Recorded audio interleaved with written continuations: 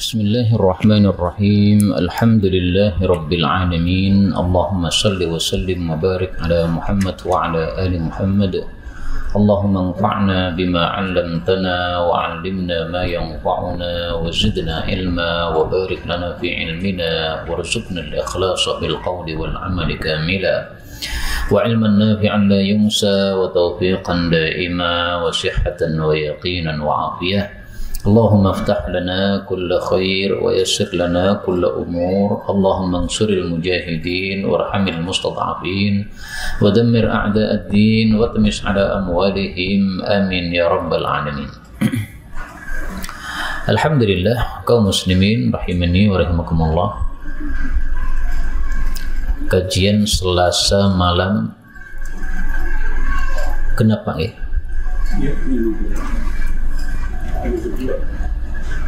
Di RT Colomadu, apa Ibnu Mas'ud Colomadu. Ini saya tulis biar diketahui oleh yang mendengarkan lewat jauh tempatnya di mana. Kita lanjutkan pengajiannya, yaitu kitab Al-Muqaddimah Al-Hadramiyah. Dan kitab ini membahas tentang fikih sesuai mazhab Syafi'i, karena rata-rata orang Indonesia bermazhab Syafi'i. Kita pelajari fikih ini, dan pada pertemuan yang lalu sudah kita bahas tentang syarat-syarat untuk sahnya salat jamaah. Sekarang kita lanjutkan tentang makmum masbuk, kapan disebut telat, kapan tidak disebut telat. Ini yang akan kita bahas. Beliau mengatakan faslun, pasal baru, fi idrakil masbuqi, tentang mendapatkannya makmum masbuk ar-rak'ata, terhadap rakaat. Jadi kapan disebut rakaatnya telat, kapan disebut rakaatnya tidak telat. Beliau mengatakan waman adrakal imama, barang siapa yang mendapati imam, yang imam itu al-mutatahhir, bersuci, mendapati imam raki'an, dalam keadaan si imam ruku', wa tama'anna, dan dia bisa tumakninah, bisa tenang, ma'ahu, bersama si imam, qabla irtifa'ihi, sebelum naiknya imam, naik dari ruku', adrakar rak'ata, berarti dia mendapati rakaat tersebut. Jadi maksudnya, kalau kita datang ke masjid dan kita masbuk itu terlambat, sementara imamnya sudah ruku'. Kalau kita bisa rukuk bersama imam, tumakninah, kemudian imamnya setelah kita tumakninah rukuk bersama dia, kemudian imamnya bangkit, maka kita tidak terlambat pada rakaat tersebut. Sehingga ini hukum khusus makmum masbuk. Hukum asalnya setiap rakaat wajib membaca surat Al-Fatihah. Ini hukum khusus. Jadi ini keluar dari kaidah asal. Kaidah asal Rasulullah mengatakan, siapa yang salat tidak membaca Al-Fatihah, maka la salata lahu, atau fahiya khidajun, salatnya kurang alias tidak sah. Tapi khusus untuk makmum masbuk ada keringanan. Dalam buku ini disebutkan, siapa yang mendapati imam dalam keadaan ruku'. Bagaimana kalau kita mendapati imam dalam keadaan masih berdiri, tetapi begitu kita masuk dia ruku', baru dapat satu ayat surat Al-Fatihah, Bismillahirrahmanirrahim, kemudian imamnya ruku'. Ini kalau kita lanjutkan Fatihah selesai, nggak akan nyanda. Kasus seperti ini hukumnya sama dengan mendapati imam ketika ruku'. Jadi pembahasan ini mencakup dua orang. Yang pertama, orang yang masbuk dalam kondisi imam ruku'. Yang kedua, orang yang masbuk mendapati imam berdiri tetapi tidak cukup untuk membaca Al-Fatihah. Dimaafkan untuk orang tersebut. Maka kalau panjenengan baru dapat satu ayat Bismillahirrahmanirrahim, imam yang sudah ruku', yang kira-kira kalau panjenengan lanjutkan sampai akhir Fatihah tidak akan bisa ngikuti imam, maka kasus itu panjenengan sama dengan kasus orang yang mendapati ruku', silahkan langsung ruku' sama imam. Fatihahnya yang baru satu ayat dimaafkan. Tapi kalau kita sudah membaca misalnya 4 ayat, tersisa berapa? 3. Dan kita tahu imamnya ini rukuknya lama, sehingga kalau kita melanjutkan 3 masih bisa lanjutkan. Jadi ringkasnya, ketika kita bisa mengejar imam, lanjutkan. Tapi kalau tidak bisa mengejar imam, maka jangan dilanjutkan. Adapun kekurangan Fatihahnya itu sudah ditanggung oleh imam. Dalilnya ada 2. Yang pertama, Rasulullah SAW bersabda, tidak ada di dalam buku itu ya, tapi ini saya bacakan karena saya merasa banyak orang tidak tahu ini. Rasulullah bersabda, al-imamu dhaminun, imam itu menanggung. Hadis riwayat Ibnu Majah, sahih. Salah satu makna menanggung adalah menanggung kekurangan Al-Fatihah dari makmum masbuk. Ini dalil yang pertama bagi yang berpendapat seperti itu. Karena memang saya jujur ini masalah khilafiyah. Sebagian ulama berpendapat tidak baca Fatihah ya telat. Tapi pendapat ini menyelisih mayoritas. Mayoritas ulama mengatakan mendapati ruku' salatnya tidak telat. Mendapati ruku' bersama imam salatnya tidak telat. Dalil yang kedua, Rasulullah SAW bersabda, riwayat Abu Dawud, idza ji'tumus shalah wa nahnu sujud. Kalau kalian datang kepada salat jamaah, kami sedang sujud. Fasjudu wa la ta'udduha syai'an. Silahkan ikut sujud, jangan dihitung. Di rakaatnya tadi jangan dihitung, itu telat. Wa man adraka raq'ah, tapi siapa yang mendapati rakaat, maksudnya mendapati ruku', faqad adraka shalah, berarti mendapati salat tersebut bersama imam. Riwayat Abu Dawud. Maka kita punya 2 dalil. Dalam riwayat Daraqutni sangat jelas, qabla ayyuqimal imamu sulbahu. Ini hukum berlaku kalau imam belum menegakkan tulang sulbinya, alias dia belum bangkit dari sujudnya. Tapi kalau dia sudah bangkit dari sujudnya, berarti sudah menegakkan tulang sulbinya, sudah i'tidal, maka saat itu kita sudah terlambat. Jadi harus yakin ya, saya ruku' ini imamnya masih ruku'. Nah, harus yakin. Kalau yakin seperti itu, maka saat itu kita tidak terlambat. Tapi kalau kita berangkat ruku', imamnya berangkat bangkit, ini nggak dapat Pak. Kita Allahu Akbar ruku', imamnya Sami Allahu liman hamidah. Nah ini berarti nggak dapat, karena pas kita turun imamnya naik. Harus pas kita turun imamnya masih ruku'. Kemudian, wa in adrakahu, kalau mendapati imam fi ruku'in zaidin, pada ruku' tambahan, au fitsani, atau pada rukuk yang kedua, minal kusufain, dari 2 salat gerhana matahari dan bulan, lam yudrikha, berarti dia tidak mendapati rakaat tadi. Jadi hukum itu tidak berlaku untuk rukuk tambahan. Dalam salat gerhana rukuknya berapa kali? 2 kali. Rukuk yang pertama itu yang asal, rukuk yang kedua itu rukuk tambahan. Nah, rukuk tambahannya nggak berlaku.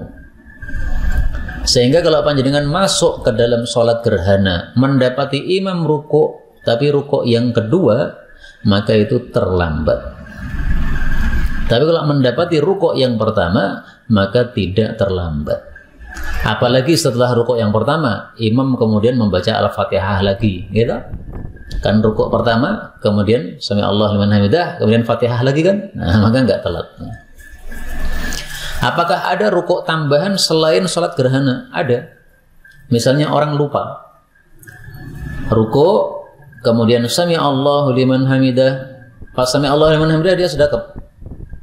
Karena sedekap, dia merasa ini posisinya membaca Fatihah. Lalu rukuk lagi Allahu Akbar karena lupa. Makmum bingung semuanya, nggak bisa mengingatkan karena orang-orang awam semua. Nah, panjenengan masuk ke masjid makmum masbuk, mendapatkan rukuk yang kedua tadi tambahan, nah, itu enggak sah, karena rukuk yang kedua tidak dianggap. Sampai di sini sudah selesai pasal ini. Kita lanjutkan pasal baru, faslun fi sifatil a'immah, pada sifat-sifat imam-imam al-mustahabbah, yang disukai. Jadi imam itu posisi yang istimewa di dalam syariat Islam, sehingga tidak boleh setiap orang asal-asalan jadi imam. Orang berzina jadi imam boleh nggak Pak? Ora oleh, karena dia orang fasik. Kemudian orang pemabuk jadi imam, nggak boleh. Pelaku-pelaku dosa besar itu jangan dimajukan menjadi imam. Kalau nekat maju gimana? Sahnya tetap sah, tetapi jangan dimajukan, alias tidak berhak. Dosa besar kan banyak ya, zina dosa besar, riba dosa besar, maling dosa besar, judi dosa besar, gitu. Nah, maka yang suka judi online tuh jangan sekali-kali jadi imam, kamu fasik kamu. Atau orang yang kerja di bank riba, ya, dapat gaji dari riba, ini jangan dimajukan jadi imam. Kalau pengen jadi imam karena dia merasa misalnya paling kaya, paling banyak ngasih dana di masjid tadi, berhenti dulu dari ribanya, keluar dulu Pak dari kerja bank, udah keluar silakan ngimami, nggak mau fasik karena makan harta riba. Nah baik, ini yang kita bahas, siapa yang paling berhak untuk menjadi imam. Beliau mengatakan ahaqqun nasi, yang paling berhaknya manusia bil imamah, untuk menjadi imam itu adalah al-wali, penguasa. Fayataqaddam, maka dia maju menjadi imam, au yuqaddimu ghairahu, atau memajukan orang lain, terserah dia, walau meskipun fi milki ghairihi, pada milik orang lain. Misalnya dulu kan ada khalifah Pak. Nah seandainya khalifah itu ada pada masa sekarang, Imam Mahdi misalnya datang ke masjid, ke pengajian ini, rumah Quran Ibnu Mas'ud ini, yang biasa ngimami di sini misalnya Ustaz Topo misalnya. Nah ketika Imam Mahdi datang, maka yang lebih berhak adalah Imam Mahdi. Kenapa? Karena dia sebagai penguasa. Karena penguasa itu menguasai seluruh area yang dia kuasai. Kalau khalifah itu berarti menguasai seluruh negara kaum muslimin. Maka semua negara kaum muslimin ini menjadi wilayahnya khalifah, sehingga dia yang lebih berhak. Kalau terapannya masa sekarang, ya siapa presiden Indonesia, nah, maka itulah yang berhak untuk mengimami dimanapun tempat di Indonesia, kalau disetujui sebagai wali bagi kaum muslimin. Tapi kalau tidak, ya berarti bukan termasuk yang di sini. Kalau zaman dulu memang itu maksudnya khalifah. Kemudian yang kedua, wasakin, dan orang yang tinggal bimilkin, dengan memiliki tempat tinggal yang dia tinggali, au i'aratin, atau dipinjami, au ijaratin, atau diijarai, diopai, au waqfin, atau wakaf, au wasiyatin, atau dengan wasiat, au nahwiha, atau yang lain-lain. Maka yataqaddamu aidan, dia maju juga sebagai imam, au yuqaddimu, atau memajukan orang lain, terserah dia. Jadi kalau ada satu tempat tinggal, maka siapa yang tinggal di situ itu yang paling berhak. Rumah Quran Ibnu Mas'ud milik siapa ini? Miliknya Pak Topo. Oh, berarti dia yang paling berhak karena dia pemiliknya. Seandainya dia pemiliknya tapi tidak tinggal di sini, dia tinggal di luar, terus dia pasang di sini seorang ustadz yang sehari-hari mengajari anak-anak di sini. Nah, berarti dialah yang sakin, dialah yang tinggal di situ, yang dia tinggalnya bukan sebagai pemilik tetapi dipinjami, ya, i'arah, dipinjami. Sama, dia tinggal sebagai pemilik, tinggal dipinjami, atau tinggal karena mengurusi wakaf, sama aja. Pokoknya yang tinggal berarti yang lebih berhak. Biasakan masjid-masjid itu di situ ada imam yang dikasih fasilitas, ya. Nah, berarti yang tinggal di situ itu yang lebih berhak. Seandainya saya datang, kemudian saya katakan, ini imam yang dipasang di masjid ini murid saya nih, kamu mundur saja, saya gurumu, saya maju, nggak berhak saya. Kenapa? Karena saya tidak sakin, saya tidak tinggal di situ. Yang tinggal di situ murid saya tadi. Nah, dia yang lebih berhak, karena dia sudah dipasang di tempat tersebut sebagai orang yang mengurusi, ya, maka dia sebagai sakin, sebagai orang yang tinggal.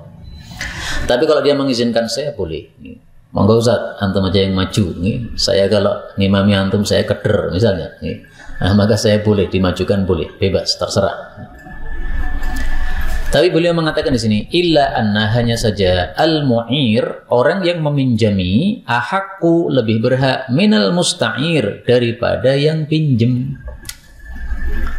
Rumah Quran Ibnu Mas'ud ini milik Ustaz Topo, dipinjamkan seseorang. Kamu aja yang tinggal di sini, saya tinggal di rumah yang kedua. Nah, kalau pas Ustaz Topo datang ke sini, berarti dia yang lebih berhak, karena dialah yang mu'ir, yang memberikan pinjaman.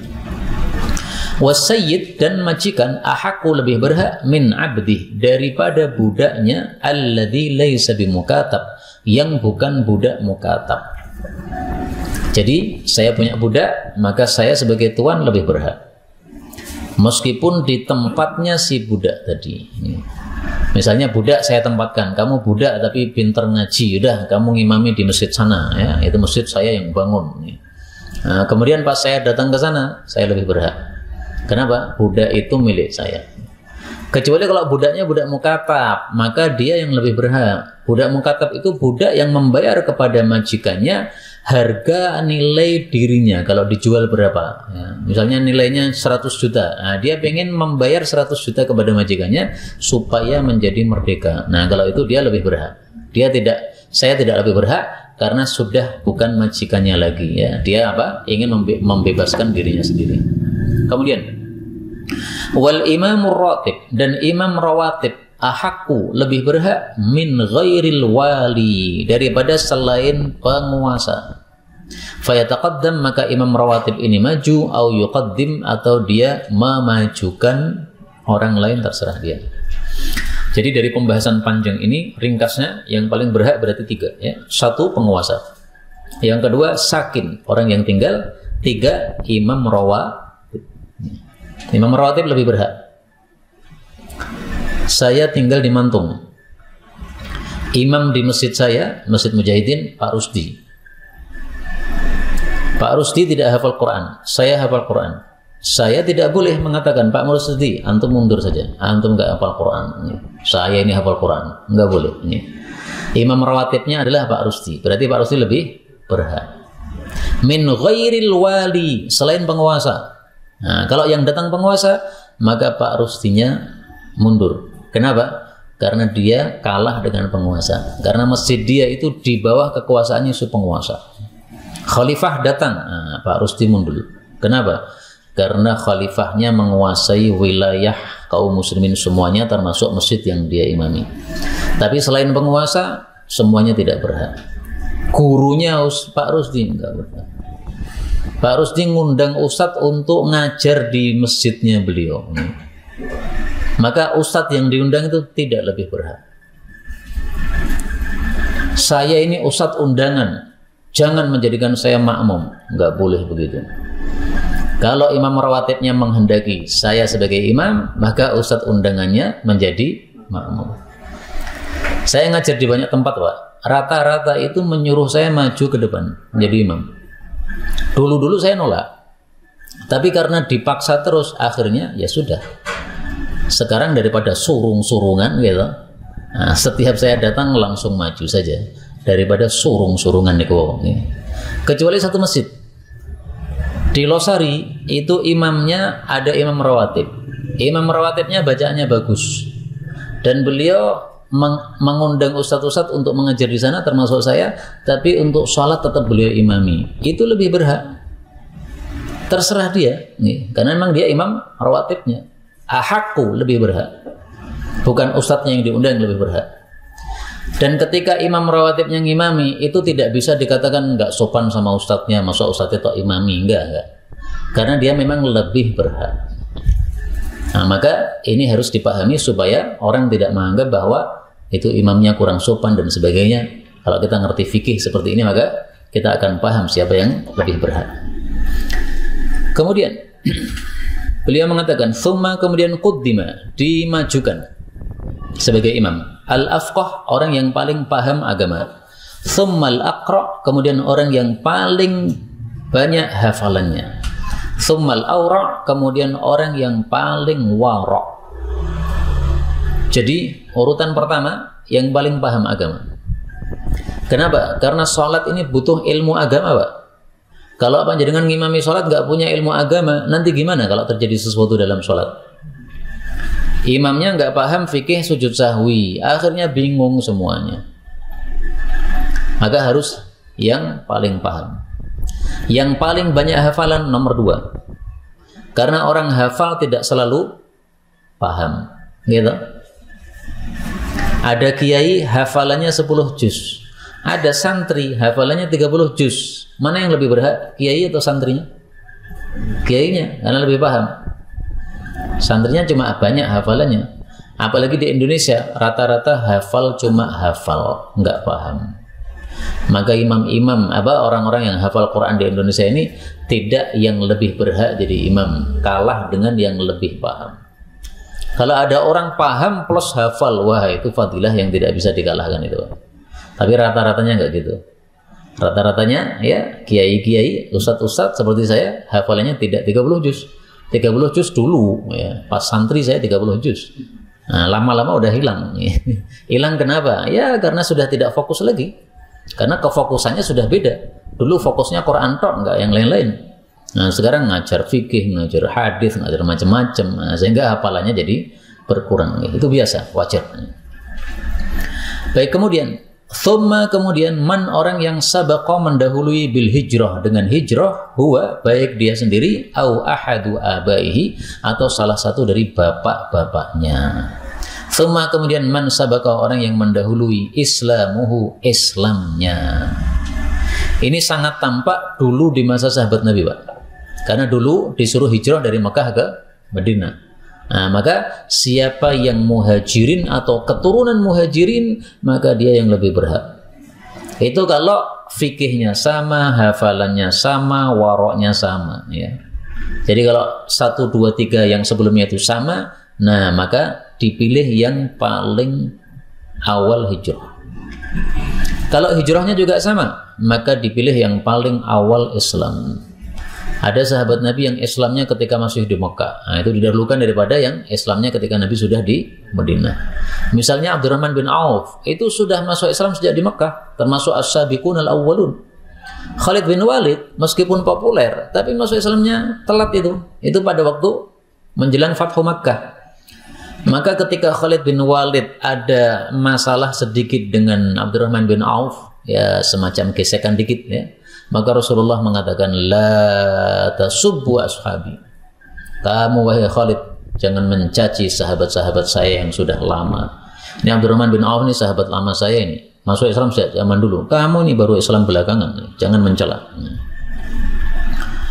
Kemudian kalau Islamnya juga sama gimana? Tsumman nasibu, kemudian orang yang nasabnya baik. Nasabnya baik ini maksudnya adalah keturunan Hashim, keturunan Nabi Muhammad SAW, para habaib. Itu kalau tadi ya fikihnya sama, bacaan hafalannya sama dan sebagainya. Nah, maka ini semua urutannya maksudnya adalah kalau yang paling fikih tidak ada atau fikihnya sama, maka yang paling banyak hafalannya. Kalau paling banyak hafalannya ternyata juga sama, maka urutannya seperti itu. Nah, nasab ini satu, dia kalau Bani Hashim maka dia paling berhak, keturunan Nabi SAW. Yang kedua dia Bani Muttalib, seperti Imam Syafi'i itu adalah Al-Muttalibi, Bani Muttalib. Yang ketiga dia orang Quraisy. Yang keempat dia orang Arab. Yang kelima yang non-Arab. Jadi orang-orang seperti kita itu dari sisi nasab itu peringkatnya nomor 5, Pak. Melewati Bani Hashim, Bani Muttalib, orang Quraisy, orang Arab, baru kemudian orang non-Arab. Karena Quran ini kan bahasa Arab, Pak. Sehingga sepantasnya lah mereka yang lebih berhak untuk mengimami, lebih fasih biasanya. Tapi kalau ada orang Arab yang tidak paham agama, ya dia nggak berhak. Kemudian kalau non-Arab gimana? Apakah ada urutannya juga? Ada. Para kiai dan anak-anak kiai menurut para ulama lebih berhak daripada anaknya orang biasa. Saya ustadz, teman saya ustadz, tapi saya anak ustadz, dia anak bukan ustadz, saya lebih berhak dari sisi nasab tadi. Kalau ilmunya saya kalah, hafalan dia 30 juz, saya juz 30, saya kalah, saya diturunkan. Karena meskipun nasabnya tinggi, anak kiai atau anak ustadz, tapi ilmunya kalah, maka dikalahkan. Kalau nasabnya sama gimana? Tsumma hasanul dzikri, kemudian yang bagus zikr. Zikr itu apa ya terjemahnya yang enak? Artinya itu disebutkan. Maksudnya orang nyebut dia baik gitu. Enggak disebutkan keburukannya. Apa terjemahnya itu, Pak? Baik citranya. Nah, zikr itu citra. Jangan salah baca. Jangan dibaca hasanul zakar. Yang zakarnya bagus, bukan. Salah. Hasanul zikr. Yang citranya bagus. Kalau ada orang kok sejarahnya kelam gitu. Orang mengatakan misalnya orang banyak tato di tubuhnya gitu. Dia bekas gali misalnya. Nah, itu bukan hasanul dzikr lagi. Meskipun sudah tobat sekarang, tapi kan tidak hasanul dzikr. Ketika dia ngimami, orang di belakangnya gerundel, wah tatonan ngono ngimami. Nah, ini jadi kurang enak. Maka ini semuanya ditetapkan oleh para ulama-ulama fikih supaya jamaahnya itu semakin sempurna, Pak. Jangan sampai diimami seseorang kemudian para jamaah ada kebencian kepada imamnya. Maka diurutkan seperti ini. Karena dalam hadis Nabi memang Nabi tidak mengurutkan sebanyak ini ya. Nabi hanya menyebutkan yang paling fikih atau paling banyak hafalannya, yang paling paham sunnah Nabi, yang paling awal hijrah, yang paling awal Islam, yang paling tua. Nah, urutannya ada dalam hadis Nabi SAW. Tapi di sini ditambah-tambahi oleh para ulama, ini semata-mata supaya kekhusyuan dalam sholat itu terjadi dan maslahat sholat jamaah itu terjadi. Maka jangan sampai ada sholat jamaah tapi para jamaahnya pada gerundel gara-gara imamnya tidak baik, atau pada para jamaahnya pada lari gara-gara imamnya kurang baik. Berikutnya, thumma kemudian nadhifus thawbi, yang bersih bajunya. Jadi kalau sama-sama citranya baik, nah pilih yang bajunya lebih bersih. Ini Pak ini sebenarnya orangnya soleh, tapi bajunya reket. Nah, jangan dimajukan jadi imam. Kenapa? Nanti maju jadi imam, jamaahnya batin, imamnya letak. Nah, sholat sambil batin kan nggak bagus, Pak. Jadi ini dalam rangka menjaga sholat jamaah. Makanya sebagian ulama itu ada yang suka pakai baju berwarna tanah. Kenapa? Yang reket-reketok. Karena warnanya warna tanah. Tapi ini jangan ditiru, Pak. Karena ulama itu dia sibuk dengan ilmu sehingga nggak sempat cuci baju terus-menerus. Maka dia pilih baju berwarna tanah. Itu ada, saya baca dalam sebuah kitab gitu ya. Nah, untuk kita yang bukan orang-orang yang tidak fokus ilmu, nggak usah gitu-gitulah. Baju yang normal aja. Kalau bersihnya sama gimana? Thumma kemudian nadhiful badan, yang bersih badannya, wa thayyibus san'ah, dan baik pekerjaannya. Pekerjaan yang baik, yang dianggap baik oleh masyarakat. Ya. Jadi bukan pekerjaan-pekerjaan yang dianggap rendah di masyarakat. Kalau sama juga, thumma kemudian hasanus saut, yang bagus suaranya. Jadi ternyata suara bagus itu nomor sekian. Nomor berapa itu, Pak? Silakan kasih nomor sendiri-sendiri. Nomor terakhir, hampir terakhir. Maka suara bagus itu bukan jadi pedoman untuk berhak maju jadi imam. Justru suara bagus tapi nggak punya ilmu itu hendaklah dimundurkan. Karena itu tanda-tanda kiamat. Termasuk tanda kiamat dalam hadis yang sahih disebutkan, orang memajukan orang lain untuk membacakan Quran dan dia bukan orang yang paling paham, tapi gara-gara suaranya merdu seperti nyanyian. Nah, itu tanda kiamat malah. Maka bagus suara ini nomor terakhir. Kalau suaranya sama gimana? Thumma kemudian hasanus surah, yang bagus rupanya, wajahnya. Dengan kata lain, yang ganteng. Seperti Ustaz Abu Zaidan. Jangan ditambahi begitu. Itu kepedean. Maksudnya gini, jangan sampai orang diimami orang jelek wajahnya sehingga para jamaah batin, imamku welek tenan wah raine. Ndelok raine guys mangkal tenan welek era garu-garuan. Nah, jangan sampai ada seperti itu. Jadi wajahnya yang cakep, orangnya bersih, tidak menimbulkan ngerundelnya hati dan sebagainya. Ini kalau saya baca semua yang ada di kitab fikih, panjenengan kaget-kaget nanti. Makanya nggak saya baca semuanya. Udah yang dibaca yang di kitab ini saja. Karena saya temukan dalam kitab fikih yang lain itu al-ahsanu zaujah. Kemudian setelah itu yang paling cantik istrinya, ramudeng aku nih. Kok iso istrine disangkut pakai ngopo ramudeng aku nih. Tapi bisa dinalar sebenarnya. Kenapa para ulama fikih mengatakan setelah yang ganteng wajahnya kemudian yang cantik istrinya? Karena orang yang cantik istrinya biasanya sholatnya bisa khusyuk. Kenapa? Wis ra noleh kono-kono meneh nggih. Bojoku wis ayu. Tapi bojone kurang ayu, biasane nontoni bojone wong liya-liya nggih. Sehingga pas sholat tidak khusyuk. Itu nalarnya begitu, Pak. Jadi kalau saya mau bela ulama fikih bisa insyaallah nggih. Tapi memang sengaja ini enggak usah ditambahkan di sini karena di kitab sini enggak ada nggih. Baik, kita lanjutkan. Fa in istawau, kalau semuanya sama dalam hal yang disebutkan tadi, maka aqra'a, dia mengadakan undian, diundi siapa yang paling berhak menjadi imam. Kenapa? Karena paham agamanya sama, hafalannya banyaknya sama, semuanya sama total dari tadi itu. Gantengnya nggih padha mawon kabeh. Nah, maka orang Jawa itu sama orang Arab pasti kalah, Pak. Orang Jawa pesek nggih. Orang Arab ini ganteng-ganteng, mancung-mancung. Baik, kemudian wal adl, dan orang yang adil aula minal fasik, lebih berhak daripada orang yang fasik. Wa in kana, meskipun adalah si fasik tadi, afqah, lebih paham agama, au aqra, atau lebih banyak hafalannya. Orang adil kebalikan dari orang fasik. Orang fasik pelaku dosa besar. Orang adil yang tidak melakukan dosa-dosa besar. Ini ada orang paham agama, alumni pesantren, tapi kerja di bank riba. Bacaan Qur'annya bagus. Terus ada kiai, ada ustadz ya, ada ustadz orangnya adil ya, tetapi ilmunya kalah dengan alumni pesantren tadi ya, yang kerja di bank tadi. Tetap yang lebih berhak adalah ustadz ini. Kenapa? Meskipun fikihnya kalah, tapi dia menang dari sisi keadilan, yaitu tidak melakukan kefasikan. Ini yang ilmunya lebih tinggi, tapi karena dia makan harta riba, maka berarti dia fasik derajatnya rendah. Seandainya si fasik ini ngimami gimana? Tetap sah salat dia dan sah salat untuk makmumnya. Sebagaimana dikatakan oleh Imam Bukhari, Hasan Al-Basri berkata, "Sholli wa alaihi bid'atuhu."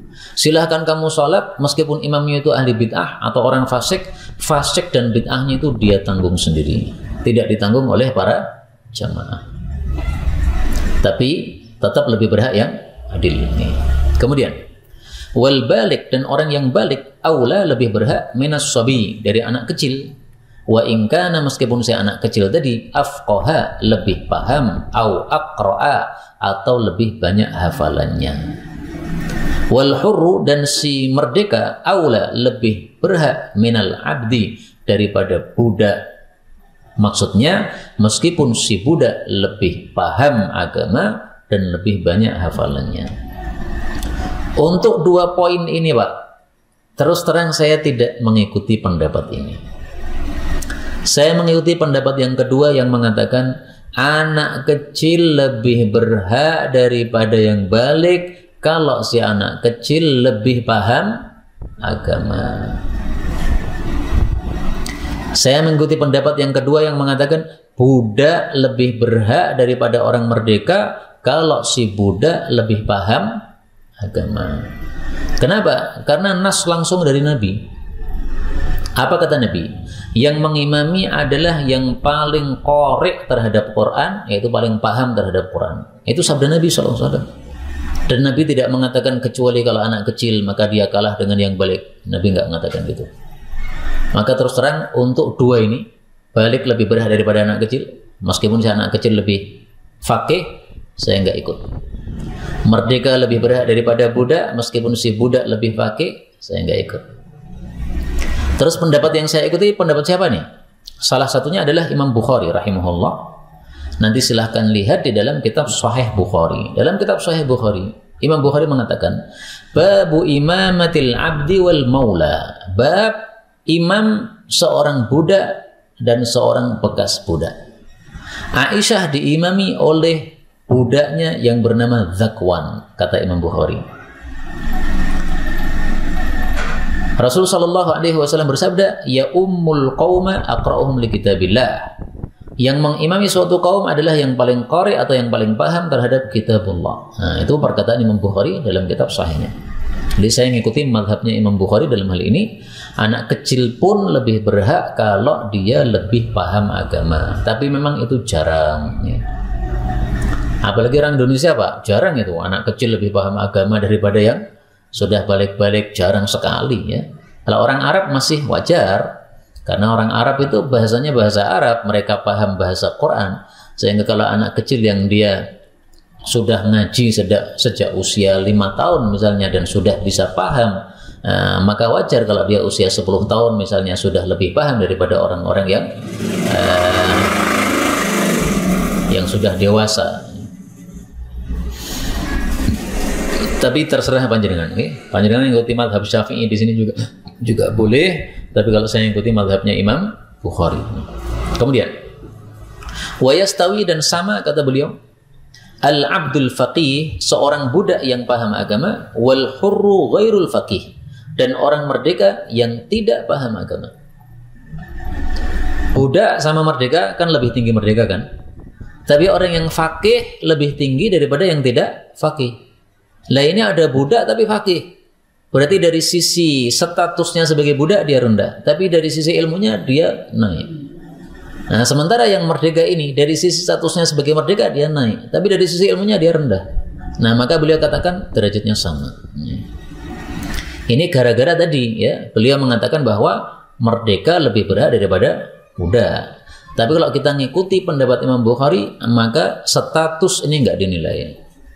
Mau kamu budak, mau kamu merdeka, yang penting ilmunya ada enggak? Kalau ilmunya ada, maka tinggi derajatnya. Dan fikihnya Imam Bukhari ini sesuai dengan kalam Allah. Allah mengatakan, yarfa'illahu alladhina amanu minkum walladhina utul ilma darajat. Allah meninggikan derajatnya orang-orang beriman, dan orang-orang beriman yang diberikan ilmu, derajatnya lebih tinggi lagi. Maka mau budak, mau merdeka enggak peduli, mau anak, mau balik enggak peduli, yang penting ilmunya tinggi.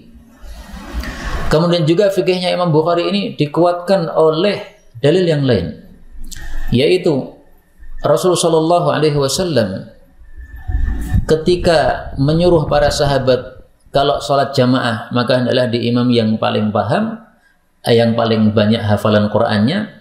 Maka kemudian suatu kabilah itu melihat siapa dari kabilah kita ini yang paling banyak hafalannya. Ternyata ada anak kecil usia 7 tahun. Dia hafalan Qur'annya paling banyak. Sementara yang lain-lain nggak punya hafalan karena baru saja masuk Islam. Nah, si anak kecil ini sudah lama dia ngapalkan Quran. Sebelum kaumnya pada masuk Islam, dia sudah ngapalkan Quran. Kalau ketemu dengan para musafir di tengah jalan, nah itu dia ngapalkan Quran sama musafir muslim ini. Akhirnya dia yang diangkat sebagai imam. Padahal usianya masih berapa? 7 tahun. Berikutnya, wal muqim, orang yang muqim, yang tidak safar, aula minal musafir, lebih berhak daripada musafir. Kenapa Pak? Orang yang mukim lebih berhak ngimami daripada musafir. Karena kalau diimami oleh orang mukim, itu nanti sholatnya dari awal sampai akhir sholatnya jamaah. Tapi kalau diimami oleh musafir, berarti sholat jamaahnya cuma 2 rakaat. 2 rakaat berikutnya sendiri-sendiri. Tapi tetap boleh ya. Ini hanya siapa yang paling berhak. Tapi seandainya si mukim mempersilahkan musafir, nggak apa-apa. Saya itu biasa ngajar di Wuru. Itu sudah jarak tempuh safar 24 kilo lebih. Nah, biasanya oleh Pak Imamnya di sana itu, saya dipersilahkan, monggo Ustaz antum yang imam. Sebenarnya beliau lebih berhak. Kenapa? Karena wal muqim, orang yang muqim aula minal musafir, lebih berhak daripada musafir. Tapi orang yang berhak memberikan kepada yang haknya lebih rendah, nggak apa-apa, nggak ada masalah. Nah, dia berikan kepada saya imami, nggak ada masalah. Tapi sebenarnya dia lebih berhak dan lebih utama diimami oleh orang yang muqim. Karena apa? Jamaahnya tadi dari awal sampai akhir salatnya berjamaah total. Tapi kalau saya imami, saya qashar, berarti jamaahnya cuma 2 rakaat, nambah sendiri-sendiri 2 rakaat. Kemudian wa waladul halal, dan anak halal aula, lebih berhak menjadi imam min waladiz zina, daripada anak zina. Meskipun sama-sama orang baik, Pak. Tapi ini anak zina, ini anak halal. Yang anak halal yang lebih berhak. Apa salahnya anak zina? Kan yang berzina kan orang tuanya. Betul. Tapi ketika kamu jadi imam, padahal kamu anak zina, nanti akan ada misalnya gunjingan nih. Wah, diimami anak zina. Nah, misalnya gitu ya. Maka menyebabkan jadi kurang sempurnanya sholat. Karena adanya orang-orang yang kurang serp tadi. Nah, maka lebih diutamakan yang anak halal. Rasulullah bersabda tentang anak zina, dan ini hadisnya sahih. Waladuz zina syarrus thalathah. Anak zina itu adalah yang paling jelek dari 3 orang. 3 orang itu siapa? Bapaknya, ibunya, dan anak zina itu tadi. Kata Nabi yang paling jelek adalah anak zina tadi. Tapi ini tidak berlaku untuk semua anak zina. Ini maksudnya adalah kebiasaan yang terjadi. Biasanya kalau bapak ibu zina itu hasilnya ya welek. Karena sumbernya jelek, maka hasilnya juga jelek. Sumbernya baik, maka hasilnya juga baik. Meskipun tidak selalu, Pak. Ya. Ada itu anak zina tapi jadi orang soleh. Ada itu anak kiai tapi belingnya bukan main. Ada nggak, Pak? Anak Nabi kafir aja ada toh. Kan'an itu anak Nabi tapi kafir. Nah, ada, tapi tidak semua seperti itu. Kemudian terakhir, wal a'ma, dan orang yang buta, mithlul basir, semisal persis orang yang melihat. Mithlu, semisal persis, artinya tidak ada perbedaan. Sehingga orang yang buta tidak kalah berhak dengan orang yang melihat dalam masalah mengimami sholat jamaah. Dianggap sama saja. Padahal buta itu kan termasuk cacat, Pak. Ya. Tapi kok bisa derajatnya orang buta dengan orang melihat dalam bab mengimami sholat itu sama? Satu, karena Rasulullah pernah berperang dan beliau menetapkan sebagai imam di kota Madinah adalah Abdullah bin Ummi Maktum, dia buta. Padahal ada lagi sahabat-sahabat yang tidak buta yang juga tinggal di kota Madinah. Satu, ya. Yang kedua, orang buta itu malah ada fadilahnya daripada orang yang melihat. Fadilahnya apa? Dia tidak melihat kepada yang haram. Maka hatinya insya Allah lebih bersih daripada orang yang matanya melihat. Karena mata kita melihat seringkali melihat sesuatu yang haram atau ketemu sesuatu yang haram. Nah, ketemu sesuatu yang haram kalau dilanjutkan, maka itu menitikkan hitam dalam hati kita. Kalau kita istighfar, ya insya Allah akan dihapus lagi, ya, berbuat baik dihapus lagi. Tapi kalau tidak istighfar, tidak menyesal, tidak mengimbangi dengan amalan-amalan yang baik, tambah hitam, tambah hitam, tambah hitam. Nah, orang buta malah tidak. Makanya itulah rahasia kenapa orang buta itu banyak yang hafalannya kuat-kuat, Pak. Karena hatinya bersih-bersih, sehingga hafalannya jadi kuat-kuat. Panjenengan baca Quran itu insya Allah pahalanya semua orang baca Quran ini ngalir kepada Al-Imam Ibnul Jazari. Ibnul Jazari itu guru Quran nomor 1 dunia ini. Dialah yang melanjutkan ilmu Quran ini sampai tersebar ke seluruh dunia. Kitabnya sangat terkenal, Muqaddimah Jazariyah. Buta orangnya, Pak. Buta tapi nulis kitab banyak, dan kitabnya jadi rujukan semua orang yang pelajari Quran. Nah, itu kenapa itu orang buta kok bisa kuat hafalannya seperti itu? Malah hatinya bersih. Nah, maka di sini beliau katakan orang buta semisal orang melihat, tidak lebih rendah. Ini yang dapat kita pelajari pada pertemuan kali ini, betul dari Allah Subhanahu wa taala. Kalaupun ada salahnya, fa astaghfirullahal azim wa lakum walhamdulillahirabbil alamin.